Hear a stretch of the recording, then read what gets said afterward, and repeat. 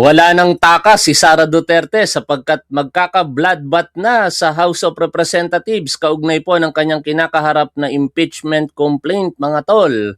At dahil nga po sa pagtatangka nilang pigilan po yan, tatlong petisyon na po ang nakapending sa Korte Suprema. Ang una po dyan ay ang ipinail ni na Attorney Israelito Torion et al. At syempre, sinigundahan po yan ng dapat talaga naman dahil siya po ang party involved ni Sara Duterte. Kung may question po ito sa legalidad at konstitusyonalidad ng isinasagawang pagdinig po ng Committee on Justice, partikular yung tinatawag po nilang double standard at fishing expedition.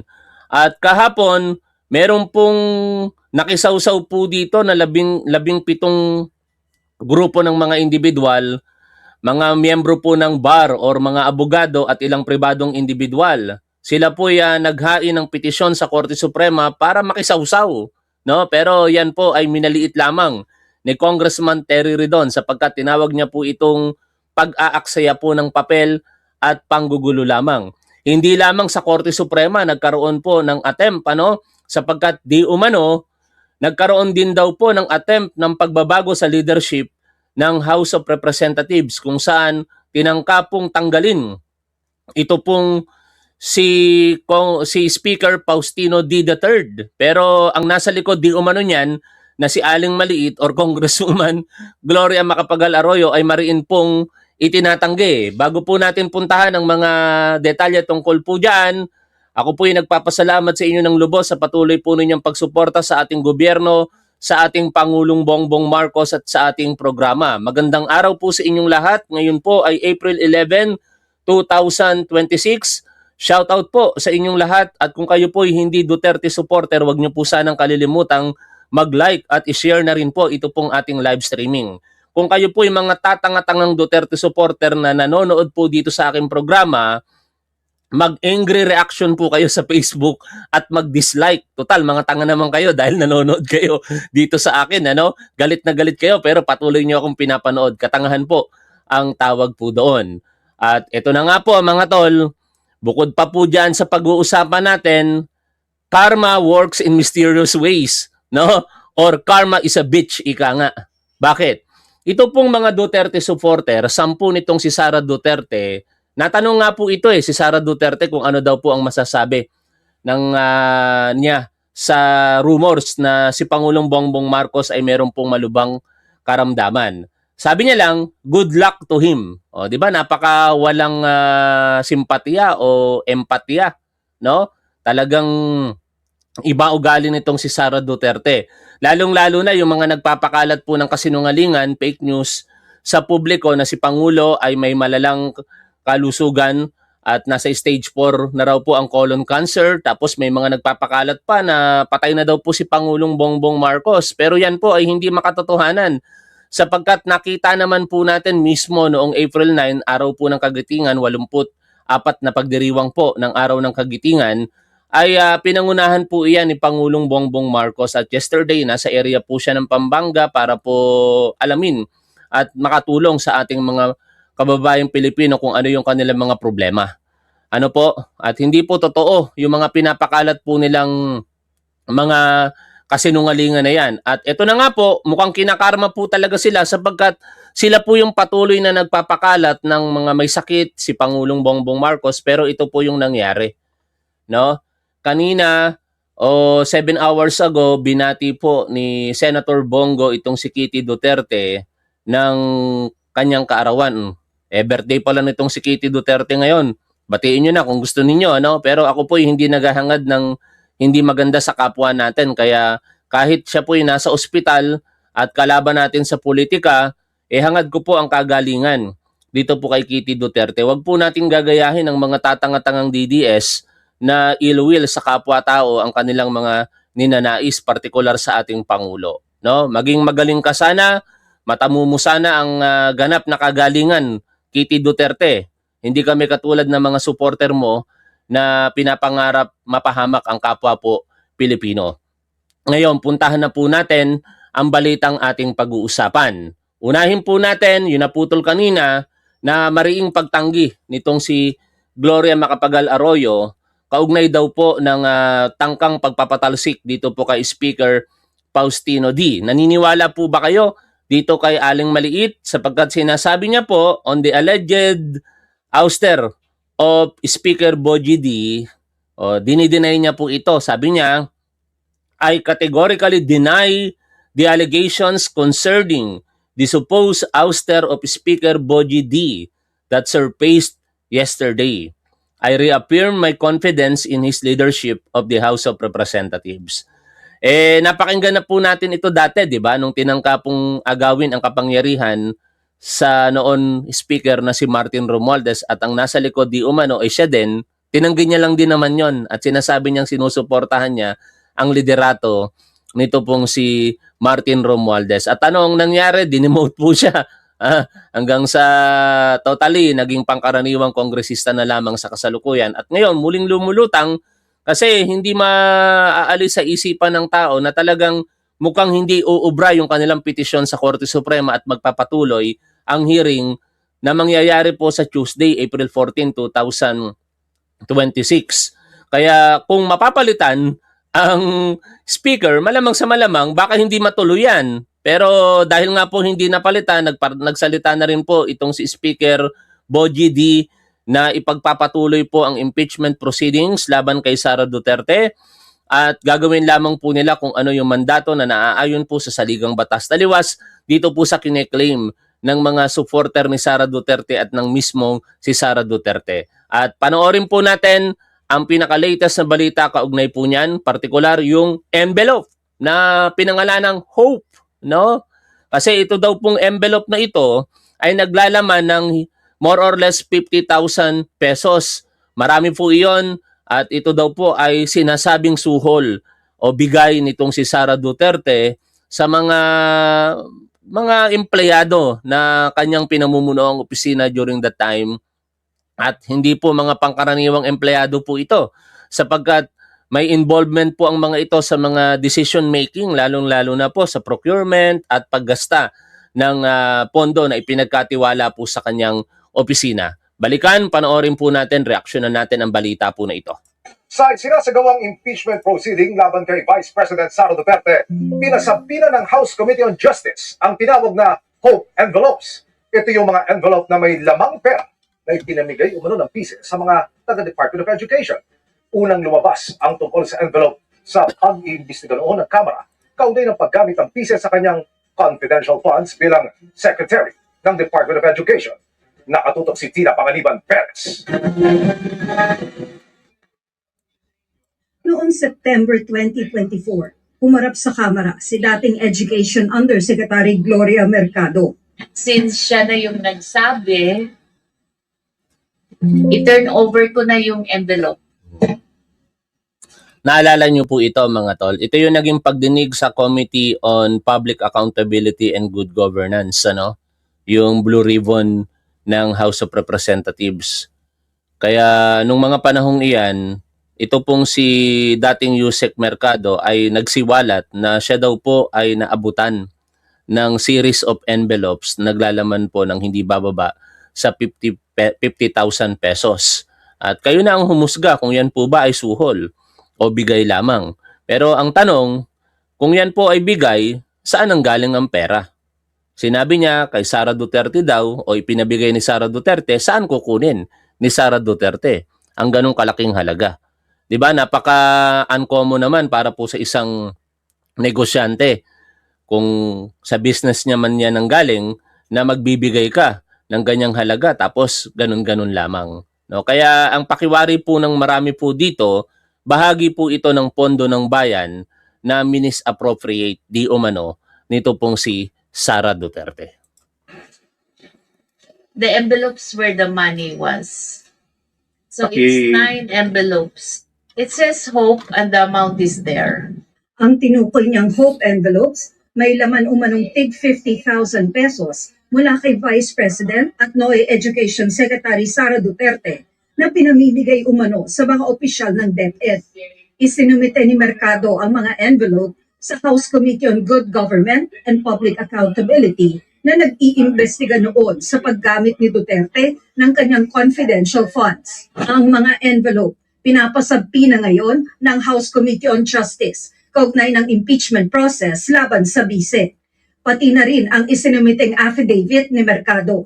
Pinahaharap din sa pagdinig sa April 14 si Director Marivic Pareja ng House Legislative Archives and Museum Management Service. Ako po, April 14, isang araw na lamang ang pag-asa nitong si Sara Duterte at yan po ay sa Lunes na makapag-issue ng TRO ang Korte Suprema. So far kasi wala pong inisyong TRO or Temporary Restraining Order or magpipigil sa isinasagawa pong pagdinig ng Committee on Justice diyan po sa House of Representatives kaugnay ng kanyang impeachment. At dito sa darating na April 14, marami po tayong pwedeng malaman diyan, no? Katulad po nitong mga pinapanood po natin sa balita ng mga dokumento na maaaring ipresenta. Nandun din po siyempre yung pinakamalamang sa kinakatakutan itong si Sara Duterte dahil ito po nga ay kanyang sinampahan mismo ng kasong perjury. No? Ito po ay si Ramil Madriaga na di umano'y bagman po niya. No? Malalim po kasi ang pinaguhugutan nito pong si Ramil Madriaga, mga tol No? Actually, ito po ay una kong nakita sa aking obserbasyon lamang, paghihigante. Ang personal motivation po dito nitong si Ramil Madriaga. Pero, syempre, eventually, ito na ay para sa bansa at mga kababayan po nating Pilipino. Bakit po sinasabing maaaring paghihiganti po ito? Kasi malalim po ang naging dahilan kung bakit po siya titistigo. No? Ang isa sa mga dahilan diyan ay yung panggigipit na ginawa po sa kanya nitong si Harry Roque na di umano'y gumawa po ng mga gawa-gawang kaso, particular kidnapping na ngayon ay dahilan kung bakit po siya nakakulong. At dahil po sa kasong iyan, lumapit po siya dito kay Sara Duterte. Dahil sa paniniwala niya, somehow siguro tinuturing niya po itong malapit na kaibigan. May mga chismis pa nga daw po na ito'y magkumarit, magkumpare. Pero yun ay chismis lamang. Kaya nung lumapit po siya rito, inaasahan siguro niya na siya'y tutulungan ni Sara Duterte para kausapin itong si Harry Roque at maaaring iurong ang kaso. Pero hindi po ganun nang nangyari. Bagkos ang kinampihan ni Sara Duterte ay ito pong si Harry Roque. Bakit kaya kinampihan? Sapagkat meron pong rumors na ito daw pong si Sara Duterte kasama ang kanyang ama ay kasabwat ni Harry Roque. In fact, sa isang post nito pong ewan ko kung sino po ito sa likod ng palag ni Ramad na Facebook post page, no? Ito sinasabi niya rito, hindi siya nagmo-monetize, hindi siya naghahangad na kumita dito po sa Facebook page niya since 2012 pa daw po ito, existing na ito. At ang mukha pong nakalagay dito ay mukha ni Ramil Madriaga. Yung kanyang cover photo at saka yung kanyang profile photo. Pero dito po sa post ni Palag ni Ramad, babasahin ko lamang po sa inyo. Nasaan na 'yon? Medyo galit na galit siya, dito sa taong si Harry Roque na puganti po sa kasalukuyan na kung sisipagin tayo mamaya in a separate live streaming, pag-uusapan po natin yan. Pero hindi ko makita yung particular post na nabasa ko lamang po kanina I-try ko na lang alalahanin sa aking isipan yung pinaka-summary. Sinabi niya po doon, katulad ng binanggit ko kanina, na hindi po sila lumabas ngayon para po sa pagkakaperahan. Particular dito kung bakit po siya nagpo-post sa Facebook, hindi para ma-monetize. Meaning, hindi po siya katulad namin na kumikita po sa pagbablog. Ang sinasabi niya, ito daw po ay para sa mga kababayan po natin na ninakawan po ng sariling lupain, particular nitong si Harry Roque. At ang land grabbing po na yan na ginawa ni Harry Roque ay inilapit daw po nila kay Sara Duterte. Merong picture yun Ito, yun nakita ko na. Buti naalala ko, picture nga pala ang pamantayan dapat para maalala.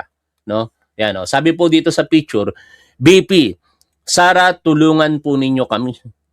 Yan Harry Roque Sakim, no? Yun yung kanyang mga nakalagay po dito sa banner, no? Yung mga poster na hawak-hawak po nila at babasahin ko lamang po ito pong mismong post ni Palag ni Ramad para po makita nyo lamang yung motivation nitong si Ramil Madriaga sa pagtestigo niya laban po dito kay Sara Duterte. Sa mga nagme-message na galit sa kanya at nagpo-post sa wall niya, balasubas at buraot kayo. Basahin ko na lamang mga tol, nanyo. Doon kayo sa wall ninyo magkalat. Igalang ninyo ang pananaw ko. Hindi ako katulad ninyo, mga troll na bayaran, mga bulok ulo na bulag sa mga kasamaan ng mga Duterte. Ito ang pinaka nakakataba din ng puso dito na may mga tao rin pala na kahit solid Duterte mga tol, nababago ang pamantayan nila dahil nakita nila kung ano talaga ang nature ng mga Duterte. O sabi ni Palag ni Ramad, solid Duterte kami dati sa isip Pilipinas. Pero namulat na kami. Sana yung mga tatanga-tangang DDS mamulat na kayo, no? Si PBBM lang ang agad-agad na tumulong sa amin sa land grabbing ni Harry Roque na protektado naman ni Sara Duterte. Masisisi nyo ba kami? Sana lang hindi kayo maging biktima ng land grabbing at pagpatay ng mga alagad ng mga Duterte tulad ng demonyong si Harry Roque. Ang ipinaglalaban ko ay hindi para sa aking sarili.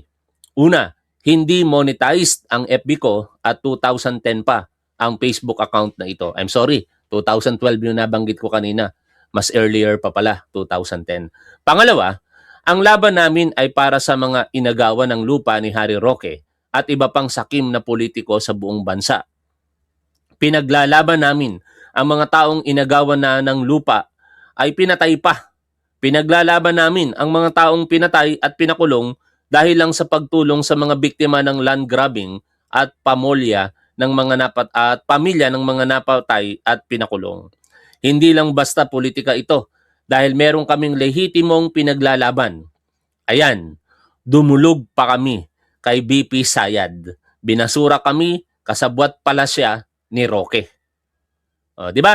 Kaya dito nakikita natin mga tol na ang personal motivation dito nitong si Ramil Madriaga somehow paghihigante. No?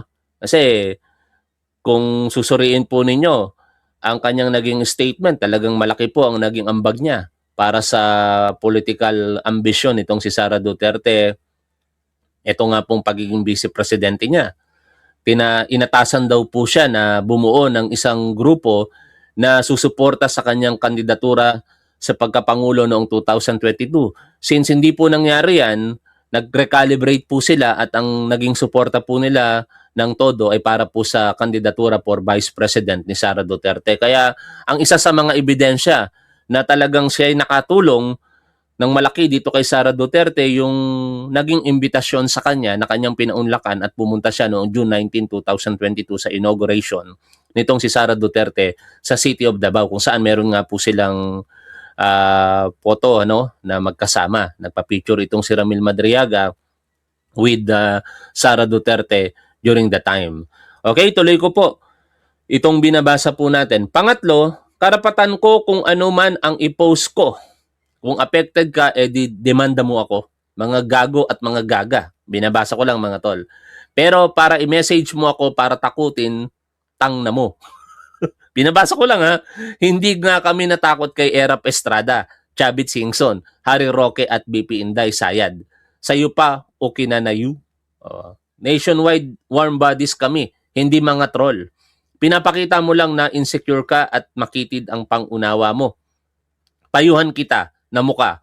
Banatin mo yung gamunggong utak mo at mag-isip ka ng magandang naratibo para maengganyo mo kami pumanig sa inyong mga berde ang utak. Tingin ko merong nag-message dito kay Palag ni Ramad na DDS. At ako'y madalas nakakatanggap ng mga ganyang mensahe pero tinatawanan ko na lamang mga tol at tinatawag ko na lamang mga tanga ang mga Duterte supporter na ito. And from time to time, pag ako'y tinotopak, tinatawagan ko talaga yan. Oo. No? Yung video call, halimbawa sa messenger ko nag-message ang mga yan, tatawagan ko, walang lakas ng loob sumagot.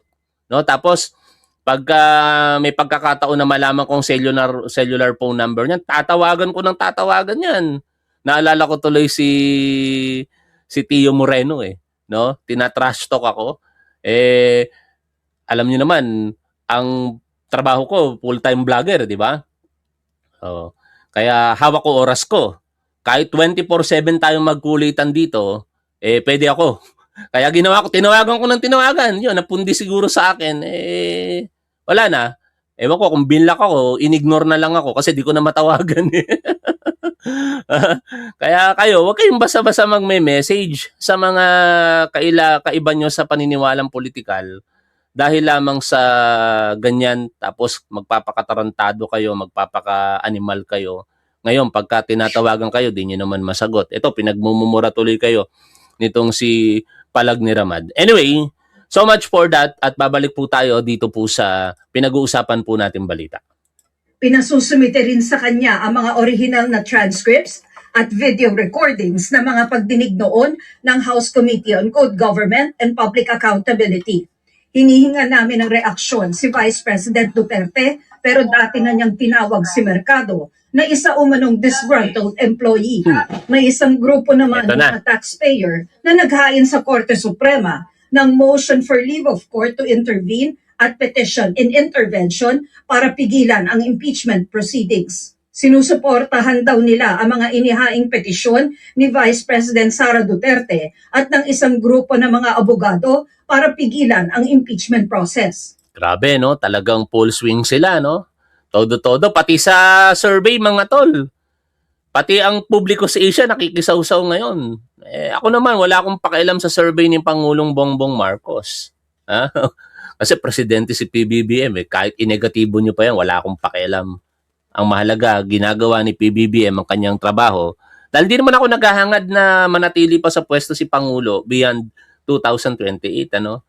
Although may mga loyalista, PBBM supporter na gusto siyang maging prime minister, which is very impossible to happen. Ako ayoko po ng ganun. Kasi pagka ganun po ang mindset ko, wala po akong pinagkaiba dito sa mga Duterte supporter na nakahawak ng kapangyarihan, ayaw ng bitawan. Tama na yung 6 na taon na ipinagkatiwala natin kay Pangulo at yun naman ay nakatakda sa ating saligang batas. Sigit sa lahat, nakikita nyo naman yung kalagayan ni Pangulong Bongbong Marcos. By 2028, his age probably 70 years old na yan or 71. Di ba? Dapat makapag-focus na siya sa kanyang pamilya and hoping na magkaroon na po siya ng apo. No? Masyadong kasakiman na para sa ating mga Pilipino na tayo'y patuloy pang paglingkuran ni Pangulong Bongbong Marcos. Let us give him a chance na maging pangkaraniwang Pilipino kasama ng kanyang pamilya at ng mga mahal sa buhay and hoping, uulitin ko na magkaroon na po siya ng apo. Kasi yun na lamang yung kakulangan kay Pangulong Bongbong Marcos, I believe, yung magmamana ng kanyang apelyido sa pamamagitan ng apo. May anak na siya. No? Wala pa tayong alam na mapapangasawa ng mga anak ni Pangulong Bongbong Marcos. Kaya I hope, this is my opinion lang naman, alisin na po natin yung mga ganong mindset. No? That is greed. No? That is greed sa kapangyarihan. Kasakiman po yun at hindi po yun maganda sapagkat yan po yung nakikita ko dito sa mga Duterte at wag po nating ihalin tulad ang ating mga sarili sa mga tulad po nila. Kaya ito pong 17 na ito ngayon, on the other hand, ginagawa po nila lahat ng makakaya nila para po pigilan. No? Sabi nga po dito sa balita ng Daily Tribune, 17 individuals seek to join petition to halt Duterte's impeachment probe. Anong pakialam ng mga tao na ito sa bagay-bagay?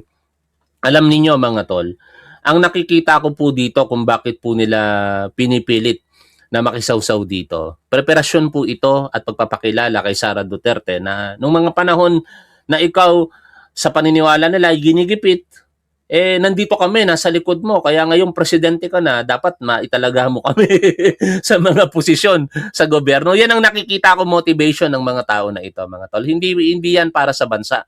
Hindi po yan para sa mga kababayan po nating Pilipino. Kasi kung para sa mga kababayan po nating Pilipino, ang iniisip ng 17 individual po na ito, dapat nananawagan sila sa katotohanan, hindi para itago ang katotohanan. Ang hinihingi ng kampo ni Sara Duterte kasama sila ngayon ay pagtatago ng katotohanan. Mga aligasyon na dapat nasasagot sa tamang pagkakataon or tamang forum. At ito na nga yung tamang forum na hiningi mismo ni Sara Duterte last year. 'Di ba? Sabi niya, hindi na ibigay sa kanya ang due process. Ito, ibinibigay na sa kanya and according to Congressman Joel Chua, sobra-sobra na nga ang due process kay Sara Duterte. Ganun pa man, they are following the decision ng Korte Suprema and of course, syempre kung ano yung nakatalaga sa ating saligang batas. We believe the committee has overstepped its bounds. The committee's mini trial, which usurps the Senate's role, issuing subpoenas for evidence not attached to the complaint, amounting to a fishing expedition, denying Vice President Duterte equal protection. Tanga naman talaga ng mga tatanga-tangang DDS na ito, no? Kung nagpapapansin ako, bakit nandito ka? Di pinapansin mo ko, tanga ka pala eh. Ay nako, alam niyo mga tol, itong mga tatanga-tangang Duterte supporter, minsan hindi ko alam kung pagtatawanan ko ito o nakaka-frustrate na rin yung katangahan nila. May mga ganun palang tao na sobrang katangahan. O, ikaw mismo nagsasabi, ang tanga-tanga mo eh. No? Pero mo sasabihan mo ako na nagpapapansin ako, yat pinapanood mo ko. No? Kung ako yung nagpapapansin, dapat di mo ako pinapanood. Mga masokista talaga kayong mga tangang Duterte supporter na ito. Hoy, mga tanga! No, kung kayo'y ikinatutuwa ninyo ang panonood sa akin, di salamat naman kasi sa kabila pala ng mga pinagsasabi kong mga tanga kayo, ikinasasaya ninyo. Nakakatulong pala ako kung ganun. Under the law, as seen in the differing treatment of the impeachment case against President Marcos Jr. Number 4, violating due process, undermining the separation of powers. Baka naghahangad ka lang ng posisyon sa gobyerno. 10 ng ibang mga kasamahan mo dyan. Alam nyo naman yung mga Duterte. Basta nakatulong sa kanila, kahit hindi kwalipikado, itatalaga niya. Pinakamagandang halimbawa dyan, si Mocha Uson. Di ba? Anong alam nun sa governance? Tapos itinalagang undersecretary. Naku ng teteng na yan. No? Tapos, kung sino-sino pa. Ang isa ring magandang halimbawa si Rina Garma. Napakabata pang pulis, nag-optional retirement. Pala, itatalaga ni Duterte sa isang napaka-juicy position. Ano yon? GM. General Manager ng PCSO. Juicy position yun. Tanong nyo sa mga nakakakilala kay Mel Robles. Tuloy po tayo dito. Naliit ito ng isang miyembro ng House Committee on Justice. Tingin ko nagsasayang sila ng papel eh. Yun yung una. Kasi wala naman silang dinagdag na bago. Tingin ko ito po ay panggulo lang. Oh, Dito yan. po sa Supreme Court. Yan naman ang katotohanan dyan. Panggulo lang yan. Di naman kayo parties involved. No? Pati hindi nyo na lang hayaan si Sara Duterte. Bakit kayo nakikisawsaw? O nanggugulo kayo para mapansin kayo ni Sara Duterte. Yun ang totoong papansin. Mga tatanga-tangang DDS. O bakit? Pag napansin kasi ni Sara Duterte, uy, kilala kita. Ikaw yung sumusuporta sa akin noon. Ngayon presidente na ako, itatalaga kita dito kahit tanga ka. Dahil ang mahalaga naman pong nag-file po talaga dito sa petition po na ito, wala pong iba kundi si Vice President Sara Duterte. Kasama sa mga kinekosyon ng mga nagpetisyon sa Korte Suprema ang pagsasagawa ng House Committee on Justice ng hearing at pagpapalabas ng mga subpoena. Pero sabi ni Representative Terry Ridon na miyembro ng Komite, Konstitusyon at Korte Suprema ang nagsabing pwede nilang gawin ito. At syempre, bloodbath yan, ha? Doon po sa Duterte versus House na case, ang sinasabi po roon ng Korte Suprema mismo, meron pong karapatan na mag-conduct na hearing ang House Committee on Justice for the reception of evidence. No? So, ibig sabihin, pagka for the reception of evidence, kaakibat po niyan yung pong issuance po ng subpoenas duces tecum ad testificandum para sa mga tao at mga dokumento. Tina Panganiban, Per. At kaugnay niyan, syempre, bloodbath yan. Yung darating na April 14 kasi yan nga yung sinabi sa isang separate interview nitong si Congressman Terry Ridon eh. Sabi niya, next impeachment hearing is bloodbath Sara Duterte's looking for. Di ba? Ito daw po yung hinahanap na bloodbath nitong si Sara Duterte. Ayon kay Attorney Reyes del Rosario, mahilig talaga sa bat itong si Sara Duterte eh. Kulimbat, no? Sibat. Ano ba yung mga sinabi doon ni Attorney Reyes del Rosario? No?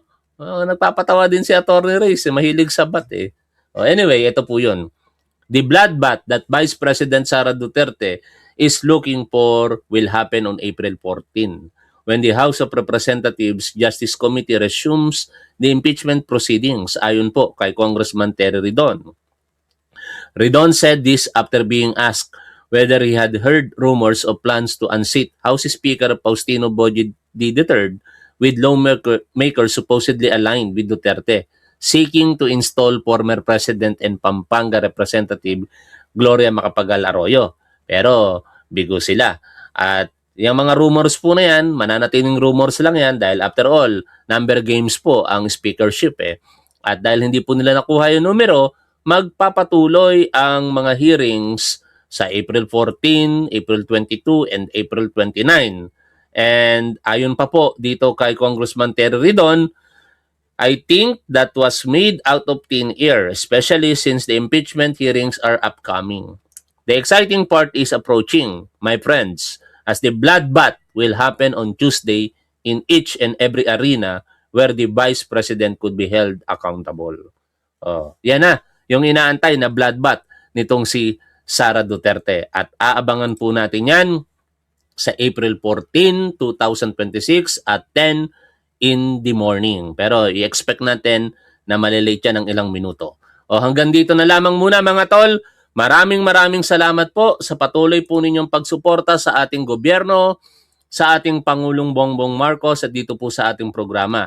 Shout out po sa inyong lahat. Lagi po nating tandaan kung ano po ang tama at dapat doon po tayo. Keep safe. See you always. Bye for now mga tol.